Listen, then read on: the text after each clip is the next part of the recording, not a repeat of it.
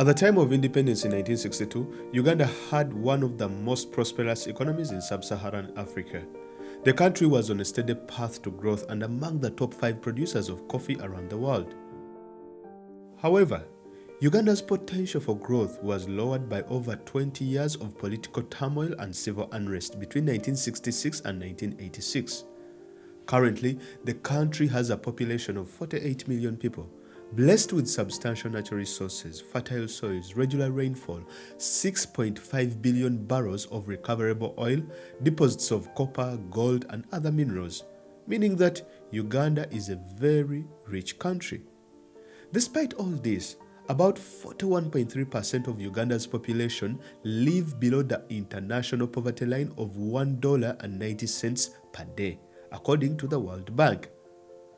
Meaning that more than 20 million Ugandans live on less than $1 per day, with the eastern region being the poorest at 35.7% and in second place the northern region with 32.5%. Central and western regions of Uganda tend to have lower poverty rates than the eastern and northern parts of the country.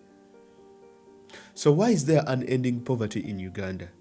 Why are Ugandans so poor, yet the country is so rich? There are so many factors that lead to poverty within a country. But to begin with, in Uganda, poor governance and political leadership are the major causes of poverty. Many government development programs in Uganda have failed because of high-level corruption, poor planning, and mismanagement. As the longest-serving leader in Uganda, Museveni has been in power for 36 years and counting. Obviously, someone has to lose out during that long span of time. It is the Ugandans in this case, because lasting so long in power requires a lot of people and resources. And this is where corruption comes into play. You see, corruption aggravates poverty and inequality as resources meant for the poor and the underprivileged are diverted to line the pockets of the corrupt in increasingly sophisticated ways. Transparency International ranks Uganda 142nd out of 180 countries in terms of corruption. This is because of a backdrop of corruption cases in the country that have remained unresolved. In 2005, the country misappropriated and mismanaged $37 million intended for fighting AIDS, tuberculosis, and malaria, resulting into the loss of people affected by these diseases. Now, despite investigations, none of the high-ranking officials in charge of these offices ever faced criminal prosecution. Another $2.7 million would be stolen in 2012 in what came to be known as the OPM Scandal. Not other people's money, but the Office of the Prime Minister's Scandal, in which donor funds were swindled from an aid program into private accounts of officials in the Office of the Prime Minister. This is a Gulfstream Jet 5, one of the most expensive and luxurious jets in the world. Well, guess what? Museveni bought one for himself in 2007 at a cost of $40 million after convincing members of parliament that his £16 million jet, bought 7 years earlier, had gone out of date. The money used to buy the jet was part of the aid he had received on behalf of Ugandans from the UK government. The irony of this is that this is the same man who, when he took power in 1986, condemned African leaders who fly around in expensive jets. Yet their people are infested with jiggers and are suffering from poverty. When the Inspectorate of Government, the department responsible for fighting corruption in the country, introduced measures to audit public officials whose lifestyle didn't match with their salaries and earnings to explain the source of their wealth, well, again, Mr. Museveni intervened. He warned the corruption-busting officials to go slow on lifestyle audits, claiming that the thieves who steal the money are still investing the money in Uganda through building 5-star hotels. His biggest worry wasn't about stealing money, but that the thieves will now start taking the money abroad to outside countries, clearly implying that you can steal as long as you put the money back into Uganda. Also, during a global conference in Nairobi on climate in 2018, he told the world that he bribes his citizens to relocate them from wetlands. He urged the host president, Uhuru Kenyatta, to adopt similar strategies. This clearly shows the unwillingness of Mr. Museveni to fight corruption because it is one of the tools that he uses to stay in power. By unlawfully interfering with resources directed towards the provision of water, food, health, education, and other needs, Ugandans are left vulnerable to poverty while rewarding high-level corruption other than punishing it. Every year in June, the Minister of Finance reads the national budget. On reviewing the previous budgets, very low priority was given to the agriculture, health, and education sectors that would have helped in poverty reduction. In the recent budget of 2021-2022, the agriculture sector, Uganda's largest source of revenue and employment, only received 1.6 trillion shillings, that is 3% of the 44 trillion, while 6.9 trillion was provided to the military with no return on investment. This clearly shows where the regime has its priorities first. Unfortunately, most of these priorities have no return on investment. You can't address the budget without looking into debt. Debt is the most common element in most of the national budgets around the world. Uganda's public debt is reaching unsustainable levels, affecting economic growth. In the current budget, debt servicing took the largest share, which was 38%. Now, don't get me wrong, debt isn't bad if put to good use. However, due to increased borrowing, Uganda's public debt has increased beyond 50% by June 2021, meaning that every Ugandan is owed $425, which might sound little, but not to a country where over 20 million people live on less than $1 per day. According to Dr. Fred Muhumuza, an economist, the country is borrowing more to service the old debt paid using 20% deductions from the national budget, and this could curtail service delivery. Borrowing means that all revenues are looking backwards, and any little money borrowed means that you are entering a debt cycle. Now, I'm not an economist, so I decided to look up what a debt cycle is. Well, a debt cycle is the continual borrowing that leads to increased debt, increasing the costs, and eventual default. The future concerns of the increasing debt imply that more money will be allocated to interest payments and less on service delivery and development spending, or sending Ugandans further into poverty.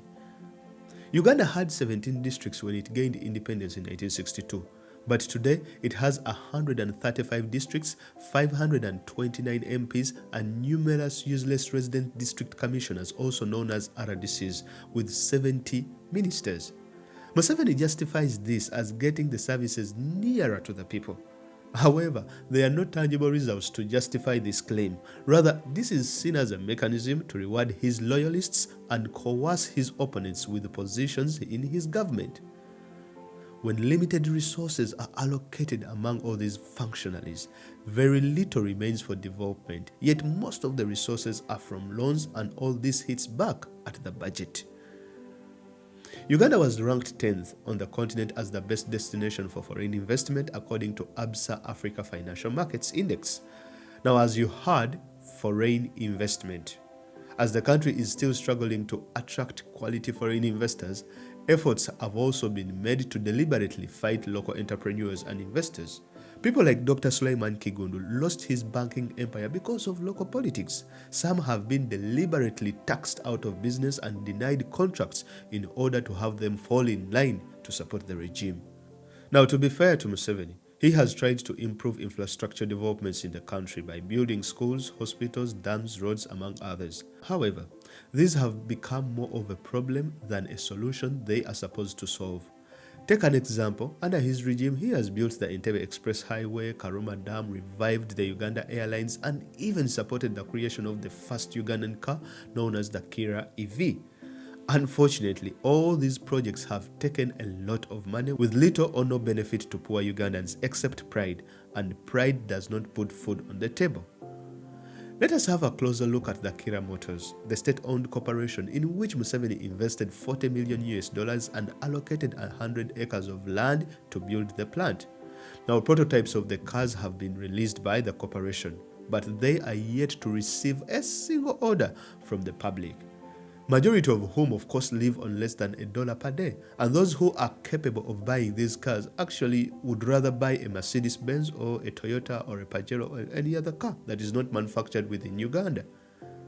As for the case of the 23-mile four-lane Entebbe Express Highway, the project is good. However, the cost. The cost of $476 million was way too high, meaning that $9.2 million was spent per kilometer over and above the average $2 million per kilometer. To make matters worse, the contract to build the road was awarded to a Chinese firm, which is not a problem. But the Chinese firm employed Chinese workers, even for menial jobs that would have been done by Ugandans. This left no benefit to Ugandans, and that is why Ugandans are poor, because such actions are the order of the day in all major mega projects that take place in the country. In addition, majority of these projects undertaken under Museveni are either overpriced due to kickbacks leading to poor execution and shoddy work, leaving Ugandans with a heavy bill on substandard work. Clearly, there are plenty of reasons for unending poverty in the country, but the major and ultimate reason heads back to governance, because this is where the majority of decisions are made, and whatever is decided affects the people below. Uganda is like a platform. As long as the people above are satisfied, the ones below do not matter, and they are the majority. Here is a clip of Mr. Semujunganda summing it all up on why there are so many poor people in Uganda. And the president said it in his book, What are Africa's Problems? If we don't sort out politics, governance, you will not stop discussing it.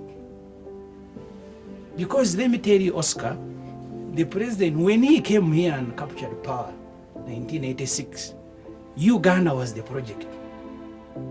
Along with the way the president became the project, the amount of money now we spend on the presidency and keeping him in power is almost more than the amount of money we spend. You're talking about delivering services. You'll never deliver services once a leader becomes the project of a country. In conclusion, the persistent poverty in the country conveys the need for a wide range of political, legal, economic, and social reforms other than anti-poverty campaigns alone. As a developing country, Uganda needs to increase productivity in existing sectors such as agriculture through improved agro-processing, value addition, and marketing. Furthermore, since the agriculture sector alone cannot drive economic growth, developing other sectors like technology is also key to generating more employment and revenue. For people to rise above poverty, they need education, proper health care and sanitation, as well as access to clean water and job opportunities. That can help them to improve their financial situation. Unfortunately, people in poverty often live in areas low on these resources. By the end of 2025, Uganda's economy will get a major boost with the recent signing of the oil production agreements after years of fights with investors. Now, the World Bank estimates that Uganda could earn $800 million per year when oil production peaks. Of course, different benefits come with the oil revenue. However, this is not automatic or guaranteed, but based on how well the revenues will be managed. So, will this be an opportunity for Museveni to redeem himself and do something about poverty, or will it be another mega project bazaar for the corrupt? God help us all. Museveni will have been in power for 40 years at the time. And before I leave, I hope he won't be seeking re-election.